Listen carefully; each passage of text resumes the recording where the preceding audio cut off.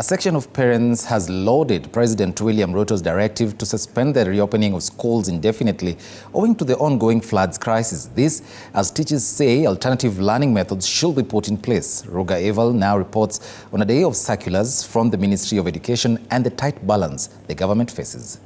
Tonight, a bittersweet message for parents who seemed uncertain of the safety of their children who were to resume learning on Monday, a week after the stipulated date in the school calendar. Speaking in State House, Nairobi, President William Ruto said the government had no option but the postponement owing to the fact that not only have many schools received a beating from the floods, but also the fact that many Kenyans who were displaced by the floods are using learning institutions as camps in more than 34 counties. The Ministry of Education is directed to postpone the dates of reopening of all schools in the country for the second term until further notice. The announcement by the president was preceded by a circular from the Education Ministry, which had put in place measures in readiness for reopening of schools on Monday, including finding alternative shelter for those camping in schools, sharing of amenities between schools, and for parents to ensure they drop and pick their children from schools. Transportation has become challenging in many parts of the country due to flooded and damaged roads and bridges, and the threat of ravaging rivers and overflowing dams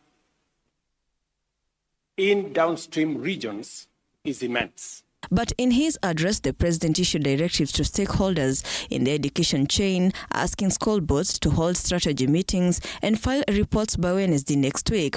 Regional education offices have also been directed to provide timely updates on the status of damage to school infrastructure. Regional administration officers have been directed to find alternative shelter to those camping in schools. Second-term syllabus could be significantly affected after President William Ruto issued a directive to postpone school opening dates. However, this move has raised concerns among teachers who believe more needs to be done. Government ought to have learned from that and come up with an elaborate program or elaborate designs of engaging the learners when, as a country, we are faced with a disaster, we are faced with a calamity or a pandemic, as it was in 2019. GOtv, TV 47.